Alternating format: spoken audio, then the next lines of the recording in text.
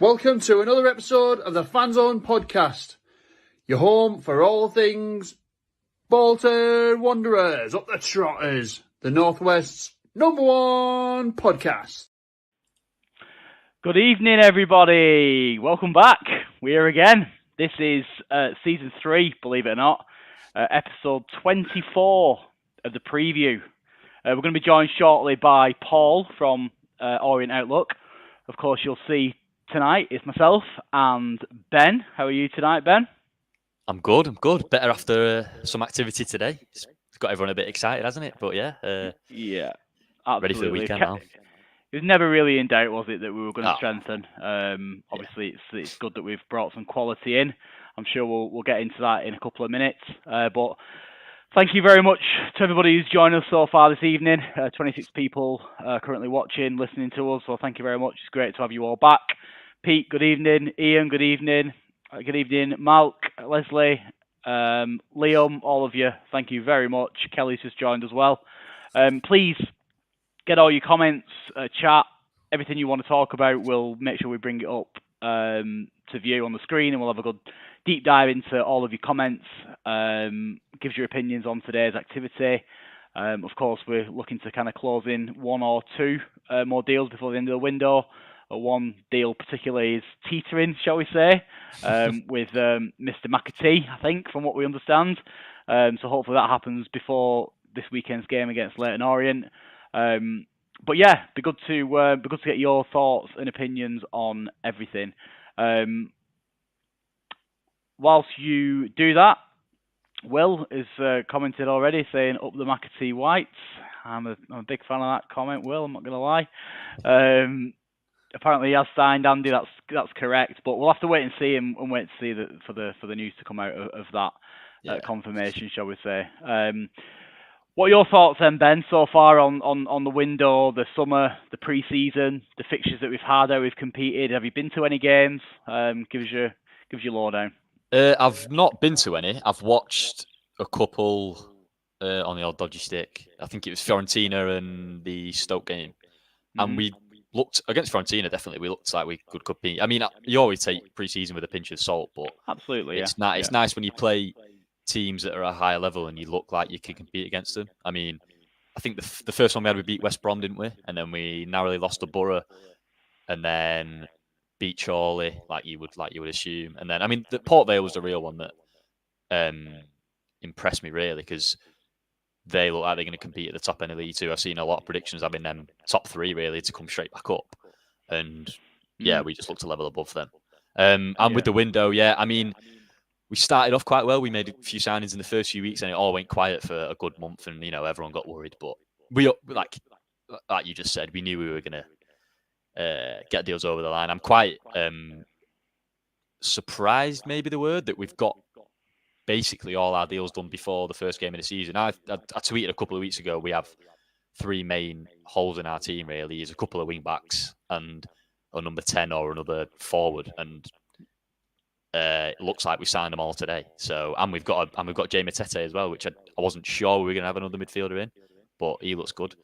Most clubs don't have a complete squad by the end of August, so for us to look like we've got it done before the first game of the season is impressive, and anything else now is just a bonus. Yeah, I think that's absolutely true. I mean, what I have noticed is the level of strength in depth as well. Like you say, is pretty astonishing. To be fair, we've definitely got to end the window stronger than we started, which is obviously always the plan, isn't it? Be interesting to get people's thoughts on whether or not any players may leave. Obviously, there seems to be quite big numbers in the centre of the park, shall we say, especially with Tesse coming in today as well. What are your thoughts on that one, Ben? Yeah, well, especially because in pre-season we've mostly played a 3-4-3, haven't we? Well, 2 in midfield. So whereas last year we played 3 in midfield most of the time. So if there's one less spot up for grabs, and it looks like Sheen and Thomas are going to be the starting pair, and then we've got Matete, Arfield, if he's going to play there, he might play in the front line. Yeah. And then Dempsey and Morley as well too. It looks like if we've got 6 players for 2 positions, you would imagine someone would go out on loan, and it'd probably be Morley, being the younger one, and he didn't get loads of game time last year. He was linked early on in the window to, I think it was Stockport on loan. I think a League One loan would do him really well if he could go to a side where he'd play every week. And I have to admit, I'd be very disappointed to see him leave, even if on loan. Personally, I think he's got enough in his game for him to be regularly competing for starting positions in our team. I don't. Really it's one of them. You want him to be playing as much as he can for his development with them. You don't want to let him go, and then suddenly we have 3 injuries, and we've got no one there to step in. That's exactly it. Last season, he looks pretty capable as the Sheehan replacement. And obviously, a couple of years ago, he was one of our best players, I felt. It looks like Morley, probably and Lunderloo if we get McAtee in, because that'll be Charles and Vic, both great options up front, and then McAtee can step in there, so can Collins. I think we've got enough up front, we can let him go out. I think Daniel's made a good point about Coleman. I think that could be a possibility that he could. Yeah, and Coleman, you'd imagine, yeah. That's what I was going to say. We've addressed basically all our weaknesses from last year. When we lost Charles, it was a big loss. So we've gone from 2 strikers to 1 really, and filled out on the wings, which is, Collins came in January obviously, but then Lolos and McAtee up front gives us depth there. And subkeeper, that Sharon said it as soon, like, if Baxter would have stayed fit, everyone was confident we would have gone up last year. So I know we said it enough last year on the podcast, but Southwood is definitely an upgrade on Coleman from what I've seen. So I think that's echoed across all of the so-called EFL experts. That he is a really good goalkeeper at this level. So it's good to have a quality backup in Luke Southwood. Absolutely agree with that. Right, as I said to you before, obviously we're previewing the first game of the 2024-2025 season this weekend against Leyton Orient. We are joined tonight by Paul from Orient Outlook, who's going to give us a bit of a lowdown on them. We'll have a little chat about injuries from both sides. We'll have a little chat about predictions, of course, but also we're going to ask Paul to have a little think about the pubs that Wanderers fans can visit whilst down in East London. So yeah, good to get Paul in. Let's get the preview rocking and rolling.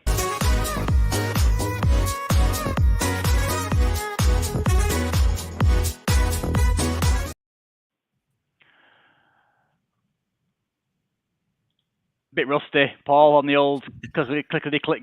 Give it. I've had a few weeks off, but wonderful to have you with us tonight. How are you? Are you well?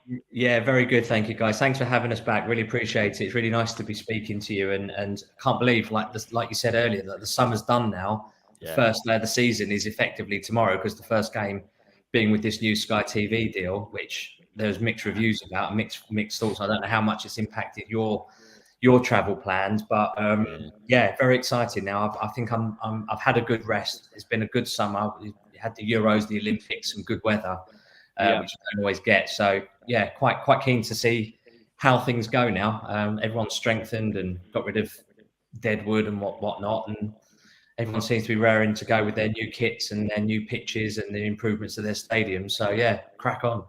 Yeah, definitely. In terms of yourself, obviously we'll get into your signings. What's it been looking like in terms of the pre-season, in terms of fixtures? Have you got on pre-season? Have you looked? Has there been any changes tactically, Paul? What's that been like?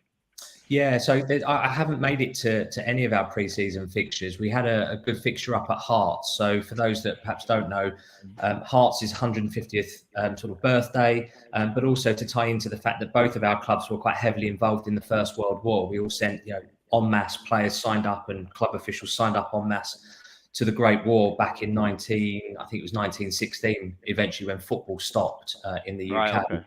And so there was a massive march through Edinburgh, unbelievable ceremony. We won the game 2-1, but I never really look into pre-season results. I never have done, because we've had a terrible pre-season and then we went and won the league, and then we had a brilliant pre-season and then did absolutely terrible and just avoided relegation. So if you want to base it on the on things like that, then it can't really take too much notice, because it is the time to try out. It is the time to take your losses, because you're trying something new to see what does and doesn't work.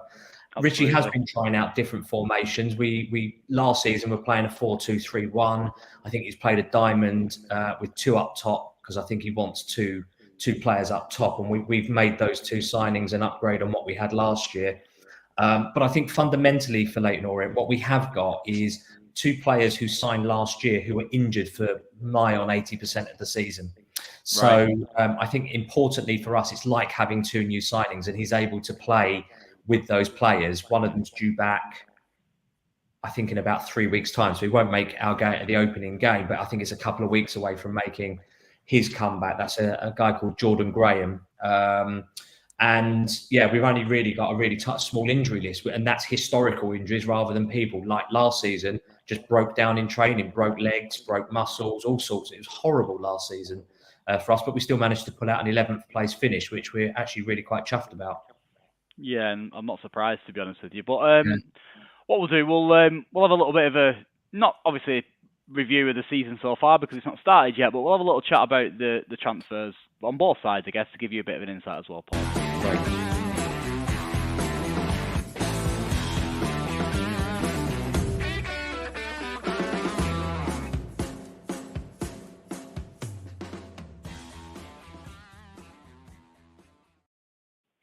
Yeah, so from the outside looking in, I think you'll have to correct me if I'm wrong, but Lewis Warrington on a permanent deal from Everton looks a bit of a shrewd piece of business, highly rated from what I understand.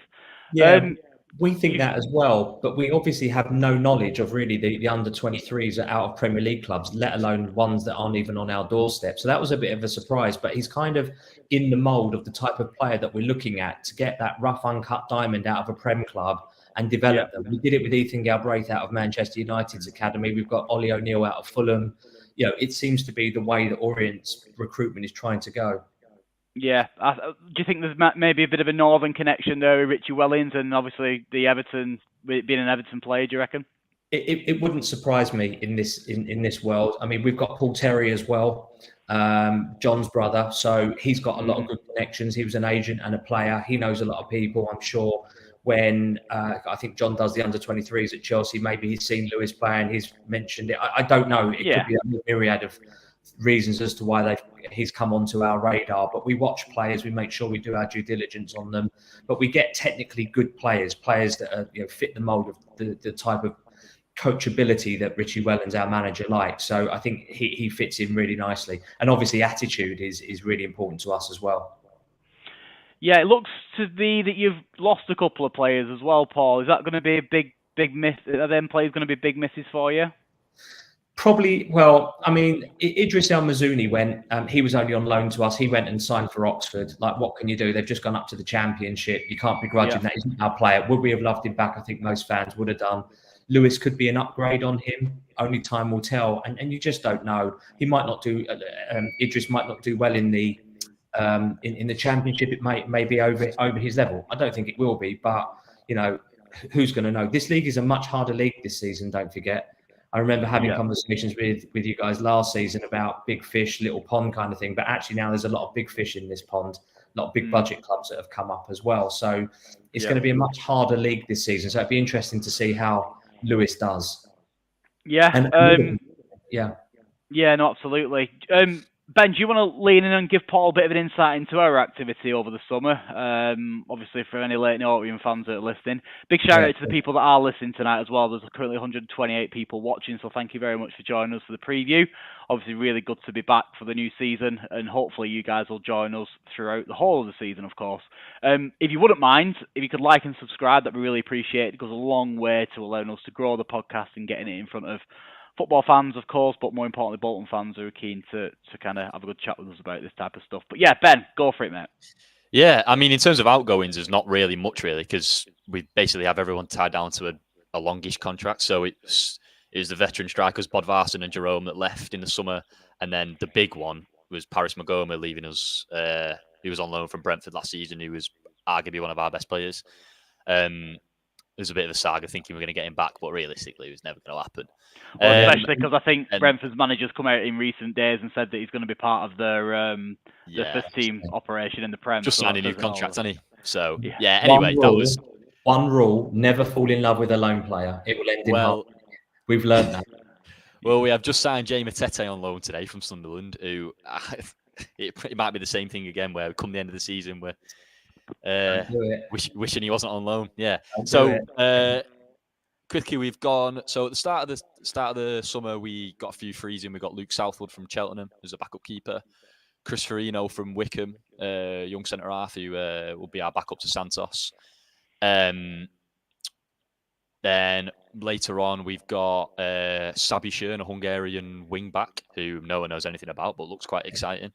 And then today signed Jordi Asai-Tutu, another wing back / winger who came through the Arsenal Academy, has been on loan Cardiff, Rotherham, and then went to Bochum in Germany for a bit. And Jay Matete, as I just said, on loan, and it looks all but confirmed that John McAtee is going to join us, which is a permanent. Oh, and Claudio Lolos from Crawley last season, who was one of their better players. We know they've been absolutely gutted, their squad, and it's decimated, isn't it? Now they've nastily took off one of their best players. Yeah. But I think 7 out of their 11 from last season that got them promoted have gone. Yeah, it's crazy, isn't it? Yeah, real shame for their fans, but it doesn't really surprise you because of the season. It's not so much the season they had, but it's the way they were playing as well. Obviously, it's going to naturally attract some of the bigger fish to nick the players, isn't it, really? Right. Interesting. Yeah, I don't think I've forgotten anyone, have I? No, I think what it's clear to see, Paul, is that we've focused heavily this summer not only on the British Isles, but beyond that as well. Obviously, getting players from abroad with a good pedigree. I actually went down to watch us against Port Vale in the pre-season game last weekend, and had a good watch of our new fullback, left wing back, the Hungarian international. You can just tell he's an international footballer, is basically what I'm saying. So it'd be worth watching out for him on Saturday as a left winger / left back. Yeah. Scott Arfield. Knew I forgot one. Will's just good player. In the comments. Yeah. Experience, yeah. Yeah, I think he's going to be a Jerome type player where he's not going to play a load, but he'll be there for the experience and for the tough away games. I think so. Yeah. Yeah. Do you a lot of transfers that are classed as undisclosed doesn't actually mean, from what we were told by our former CEO, doesn't actually mean that money changes hands. It could be a sell-on clause, it could be fees based on appearances or cups won or anything of that nature, promotion. It doesn't actually mean that initially money has changed hands. Have you paid out any money, to the best of your knowledge, for any of this transfer business that you've done? To the best of our knowledge, yes, we have.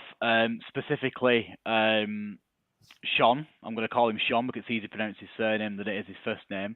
Around just shy of $1 million, I think, around north of 900 grand in total for him. Really? But he's a fully fledged Hungarian international, to be fair. So you'd expect to pay good money for a player of his quality.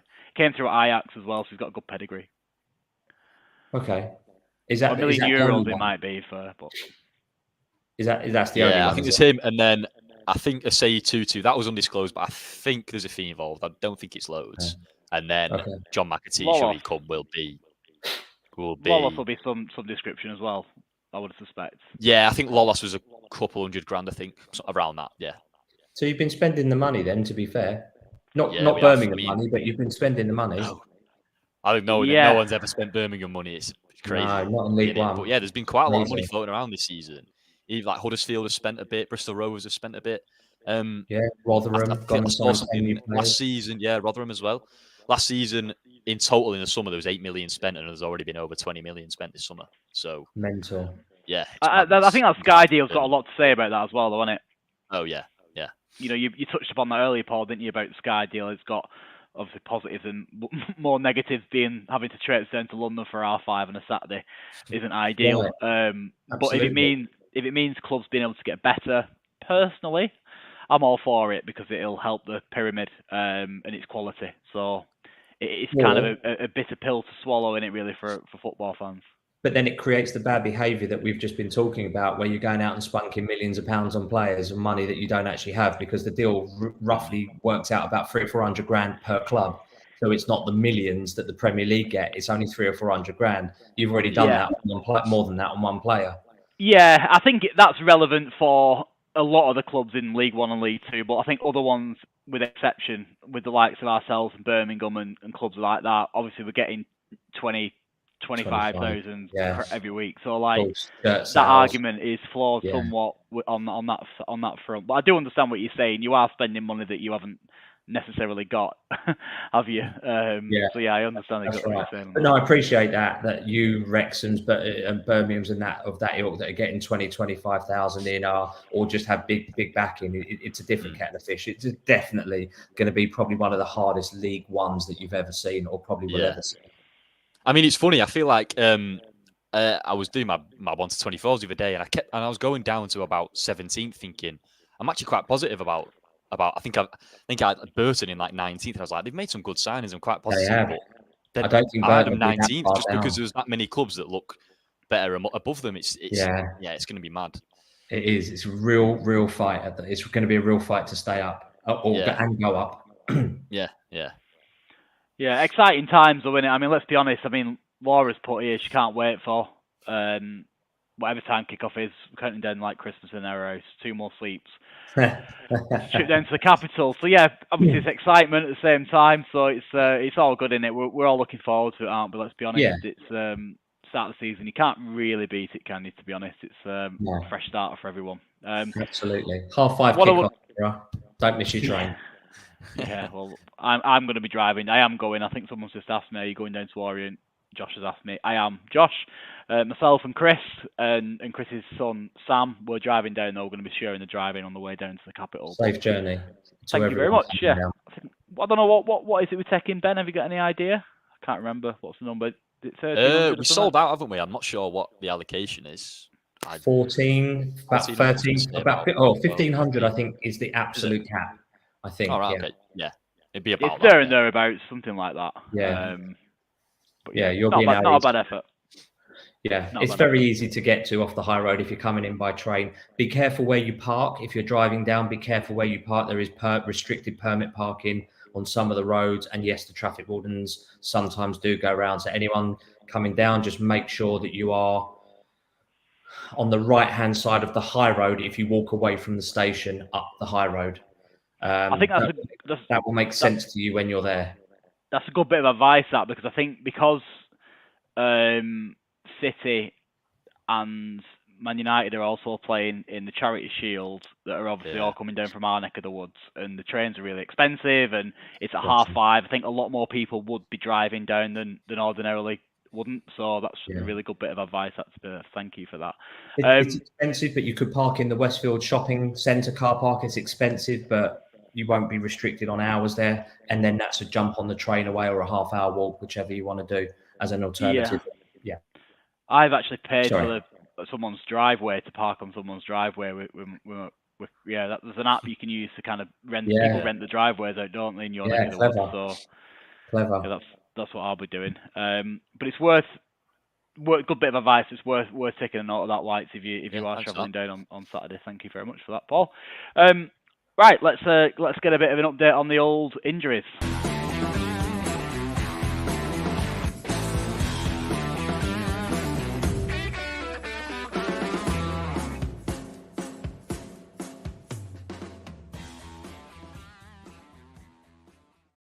So yeah, injury update. We'll start with Paul, if you don't mind. Paul, what's your squad looking like going into the first game of the season on Saturday? Well, I'm very pleased to say I think we're only two, maybe 3 missing. Long-term absence is Theo Archibald. He had no ACL, so they put one in him. How he was playing without one, God only knows. Bit of a mystery, freak of nature there. We've got Jordan Graham, who I mentioned earlier. He broke himself against Shrewsbury or Burton. I think it might have been Burton. He just turned and broke his knee. Had a couple of operations on that. He played in a pre-season game, sort of aggravated his Achilles. So he's just recovering off the back of that. He's about 10 days, maybe 2 weeks away. So he won't be playing this Saturday. And then a slight niggle with our centre-back, Jack Simpson. But that's nothing serious. And he may be fit and ready to play. But otherwise, Richie Wellens will be picking from a fully fit, raring to go squad, which is a complete contrast to last season. Couldn't be happier. Minimal now, but long terms. And that will even go down to 1 in about 2 weeks' time anyway. Good. That's good, because I think from what I recall, you had quite a good, strong starting 11, I think, last season for the most part, but like you say, you did suffer, didn't you? So that's good to hear, because obviously, you guys want to solidify yourselves, don't you? Once again, look to push on, I would suspect, this season. Yeah, in a tough league, ideally we would. But Richie, last season, arguably, if we'd have had Jordan Graham and Dan Ajay available, our 2 players that we'd signed for impact and attacking prowess and all the good stats that you hear about them, I don't think we'd have been 11th. I think we'd have probably picked up a couple of more wins and probably been, dare I say, instead of 11th, may have made 7th. Not to sound arrogant, but we were only 6 or 7 points off the playoff. So I think it'd have been a bit closer than what it actually was. Yeah, I wouldn't say it's arrogance, really, Paul. I think you've got a good squad, and for me, you've got a good manager, and it's the kind of manager that if I was a Leyton Orient fan, I'd be a bit worried that he could always possibility he could leave, somebody could come in for him, but it says a lot about yourself. So I think he did sign a new contract towards the back end of last season, if I remember rightly. Yeah, in the summer, him and Paul Terry signed brand new 3-year contracts, and Rich's family are moving down to be down this way now. They're relocating from Manchester now. One of his kids is in the Reading first team. His middle child, I think, is in our academy, and his daughter will start a school locally to here. So they genuinely buy into what we're trying to do here, and they've up sticks and relocated themselves down here, which is tremendous. Good to hear that, because that's what you want, though. You want managers buying into the project long term, don't you, really? Because am I right in saying there was a few rumours over Barnsley at one point, or did I imagine that? Blackpool, I think, was one, maybe, at some point. And basically, any club that's north. Yeah, I was going to say, anywhere up north, it always gets linked. Which is why him moving is music to your ears, isn't it? Really, moving his family down your neck of the woods. That's really good. Absolutely. I mean, look, he's probably renting. He could always give that up and go and live somewhere else. That's the nature of football. We don't expect to hold on to him for life. No manager will do that. But we've got he's worked under poor owners before in his previous roles. He knows the difference between good and bad, and what he's got at Orient without putting other clubs down is really brilliant. And the way that they run the club, the owners and the board and everyone, and how invested everybody is. It's a project together that we're all putting in the same direction. It's not you're here to do what I tell you kind of thing. It's good. We're all very collective, and we're packing out our stadium with support. So all right, it's not the biggest stadium in the world, 9,200, but when it's small with low roofs, so you've got that kind of noise that reverberates around. It can be quite an atmosphere, and obviously I know you guys are really good, particularly travel well away. So I'd imagine it'd be really noisy. Yeah, I'm looking forward to it. It's actually my first trip to Leyton Orient on Saturday, so I am looking forward to that. Wouldn't ordinarily, with all due respect, travel such a distance, especially for a 5:30 kickoff, having a small young family. But certainly looking forward to this one as a different one. So good. Ben, go on, give any Leyton Orient fans listening and other people listening, including Lincoln fans, because Jake's joined us. So thanks very much for joining us tonight, Jake, from T-Flop, as it's now known. Be sure to give them guys a listen. It's really good stuff. Give everybody a bit of a lowdown on where we are injury-wise, Ben. Yeah, it's quite nice reading to there. I think every time we did this last season, there was about 10 names on it. So even a couple of weeks ago, there was 7 or 8 that were out injured. But there's Gethin Jones, who's having surgery. He's going to be out for the first month or so of the season, I'm pretty sure. Obviously, Mendes Gomez, who got injured against Wigan in February, was it? I think he'll be around Christmas when he's back. And then probably a couple of months after that for recovery. And then Dempsey picked up a knock in pre-season. We have got Chris Farino, who I don't think has played a pre-season game since he got injured. Correct me if I'm wrong.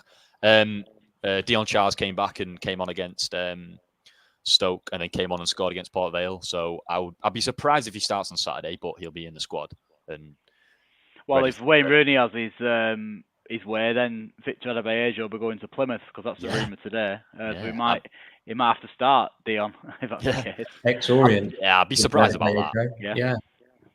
Yeah. I would be surprised if we let him go, because we don't need to, and we just leave us a striker short. And although they didn't play a huge amount last season, we've already lost Badvas and Jerome. We don't really want to lose another striker.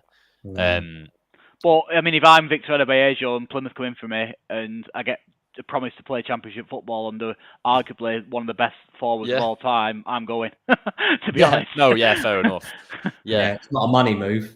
It's not a money move. It's not anything a move. It's just playing under him. If I was a forward, I'd be lapping that up. Yeah, the advice you get from him would. Yeah.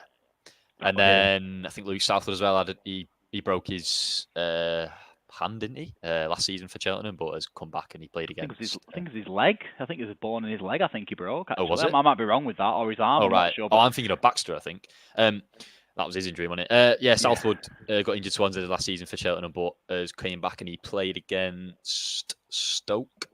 Yeah.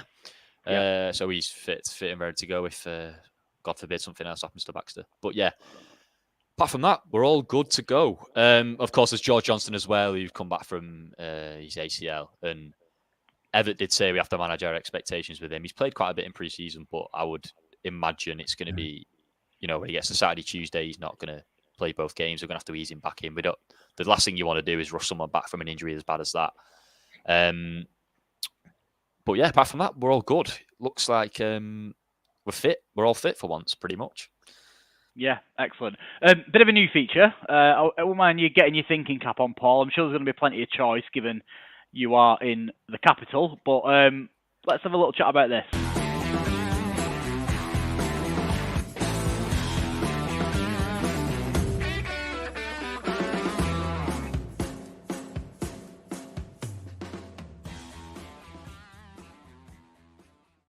Now, two things to add on the pub watch. The picture, Ange. We're not saying that Ange is the biggest drinker of Fanzone Pod. I think it's probably between me and Ange, so we could have probably used either one of them images for that particular graphic.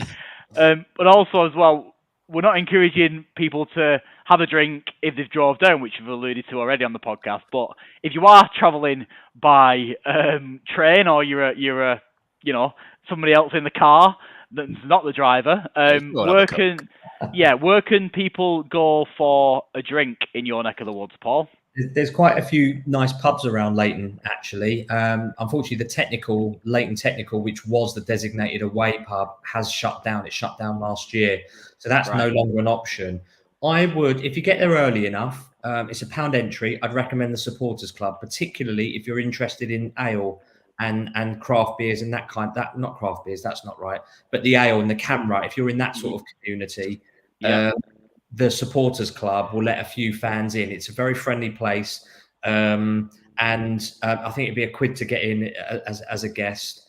So that would be my first suggestion to anyone that's down early enough.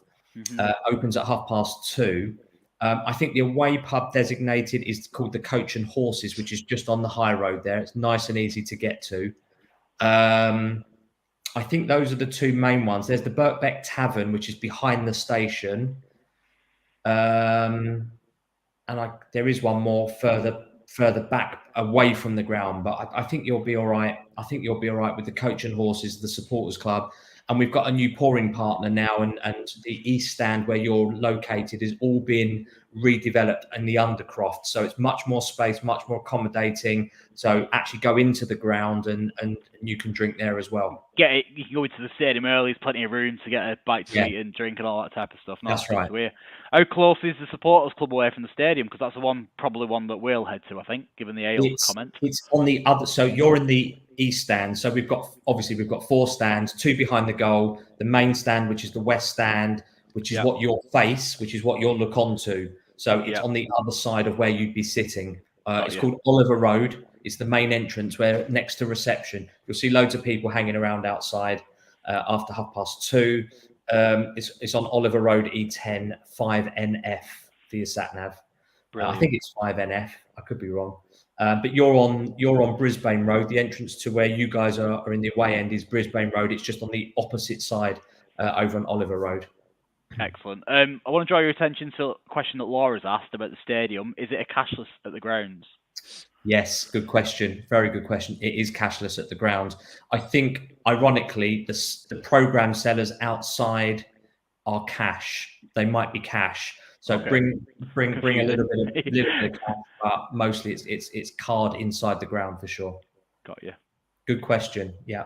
Yeah, definitely. Anybody else got anything to ask Paul whilst we're on this particular subject? If you're heading down to Leyton Orient on Saturday, feel free to drop it in the comments, and obviously we'll be keen to chat about that. Anything else to add, Ben, or we're good to move on? Yeah, I'm good to move on. Yeah. Excellent. Let's get into the one thing that everybody wants to understand. Your thoughts, Paul, about the scoreline.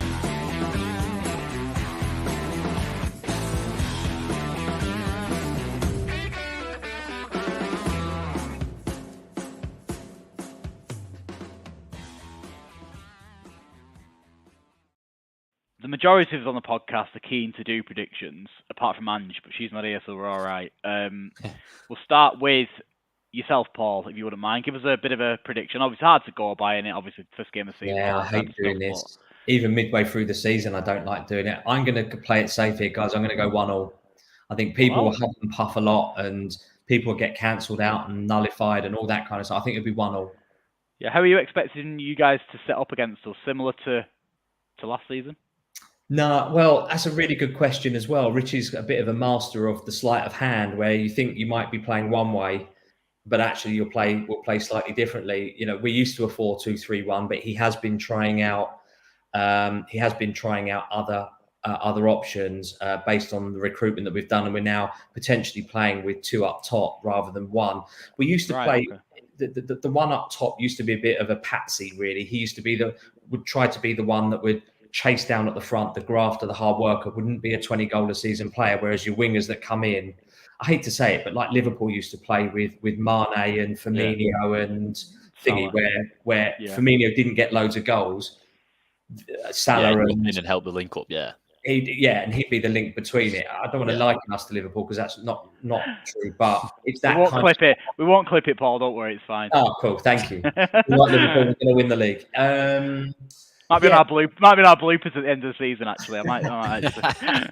You never know. So I think from our point of view, it's really hard to say what we're going to do. I don't think there's going to be 4 goals in it. Like, I don't think we're going to get. It's not going to be like a 3-1 or a 4-0. Yeah, maybe a 2-2, 1-0. I think it's going to be a bit more exciting and a bit tight, but a bit tighter than that. Than sort of 4.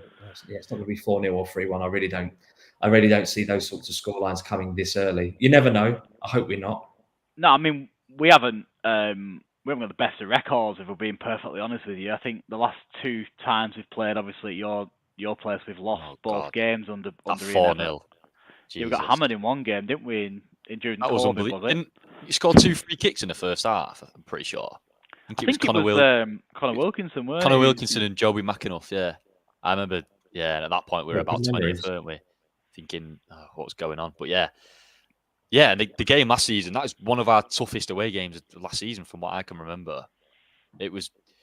We basically didn't have a chance. I think Charles had a great chance just after half time. I think it was. He hit straight at the keeper, and then a header at the back post where he hit the post. But apart from that, we had pretty much nothing. And then Dan Hadji scored, didn't he, from a mistake from Toll, I think it was, playing out. Yeah, he was trying to play it out from the back. Yeah, played a bit of a suicide ball forward, didn't he? Yeah, but I mean, that was amazing. I think. Sorry, what was that, Paul? Your memories are amazing. It sticks out as a horrible game to watch. Well, to be honest with you, Paul, that them type of results, with all due respect, were there was a couple that cost us promotion, which is why they're sticking out so clearly. Gotcha. And then the home game was the complete opposite. We were 3-0 up after 10 minutes, weren't we? And then absolute what's it show for us. But then in the second half, we could have quite easily, as someone mentioned earlier, we scored 2 goals, and then after that, we didn't concede a goal or lose a game for about 5 or 6 games. We went unbeaten like February after that second performance. Did you go and beat Portsmouth the week after, something like that? Was that away? Yeah. At some point, we beat Portsmouth away. You're absolutely right. Yeah, in their backyard. Yeah, absolutely. Brilliant times. His memory is good, isn't it? You're right. Fantastic. Go on, then. All it's full of football. Yeah. Football, yeah. Go on then. Give us a prediction then, Ben. The oracle that is Ben. I mean, I want to say we'll start off with a bang, and it's going to be a really tough game. It's not going to be a 3 or 4-0 like some people said in the chat, I don't think, unless we get an early goal and run away with it. But I think it's going to be a bit of a slog. I'm going to go 2-1. Okay. Yeah, I think that's fair. To be honest, I'm going to go 2-0. I do think we'll start off well, and I think we'll score early. I think we'll weather a bit of a storm, and then we'll end up scoring in the second half at some point. But I do think it'll be a tight game. If there is such thing as a tight 2-0, if that's even a thing, but I do think it'll be quite a tight one. But I do think our strength in depth and our kind of quality will shine through. Not to say, obviously, that you guys haven't got a quality, Paul, but you see what I'm saying. I can already see now it's going to be a tough 1-1, and it's going to be an absolute meltdown because we haven't beaten Leyton Orient away. When I think it's genuinely one of the probably top 10 away games of our season. To be honest, I think based on last season anyway, and I think I had you 12th or 13th in the 1-24. So based on that, really, yeah, I think so. Interesting. Yeah, because I've got us either 5th to 7th as a dark horse outside bet, like complete dark horse, random out there thinking will end up surprising people, or we're going to be like 16th to 19th, something like that. Yeah, I've got us there because they're so small. I just don't know. I'm more in the latter prediction category, to be honest with you, Paul. Without trying to, I want you to come back on the podcast, by the way, so I'm not trying to upset you, but yeah, I don't know what it is. I just think that, I just think you've lost a few players, and I think you're reliant upon young lads coming in and starting off as good as the players that you've lost last season. I think you've touched upon that already, haven't you, with that lad from Everton? That's my logic of thought. I don't really know that great deal much about, obviously, League One. In fairness, I do my best, but predictions aren't really with a carrot, are they really? Let's be perfectly honest. I just like Richie Wellings. I like whenever I've heard him speak, and he's comes across that very adaptability well, really. And he's great. And I like Dan Adji, and if he gets a full season under his belt, I think he can do really well from what I've seen from him. So yeah, mid-table. I mean, I think you could finish 15th, as I said before, with the strength of this season, and class that as a really, really good season because there's that many decent teams in the league this season. Yeah, I completely agree. It would be a backward step from where we were last season, obviously. But given what you've just said, with the depth of this league this season, we're not speaking about Wrexham or Stockport with big budgets. Mansfield aren't shy of a few quid either. With the three that have come down, there's there's Wigan, there's Reading, there's Barnsley, there's Blackpool. 18 out of the... So on my podcast on Sunday, episode 358, before we broadcast, I went and looked through the league. I think it's 7 out of 24 have played in the Premier League in recent time. 11, in addition to that, 11 out of the 24 have played in the Championship in recent time. So 18 out of 24 teams in total in recent time have played in the Championship. Yeah, it's amazing, isn't it? Well, that bombshell. I think that's something we need to think about on the drive on the start of the season, isn't it? We'll just realise how difficult it's going to be. 3/4 are ex-Championship clubs. Yeah. And nearly a third are ex-Prem. I'll let that sink in for a moment, how tough this league now is. Just need to try and ensure that we finish on top of the pile there, guys and girls. Fingers crossed. But Paul, listen, absolute pleasure to have you on the podcast once again. Really appreciate you coming on, taking up your time of your evening to speak to us. Thank you very much to everyone who's joined us. 193 people in total watched tonight's episode, so thank you very much for that. We'll be back tomorrow evening with our predictions podcast. So we're going to be doing a little bit of a deep dive into our thoughts of where the Wanderers will finish this season. So hopefully you guys can join us for that. But yeah, thanks very much for joining us, and come on you Whites.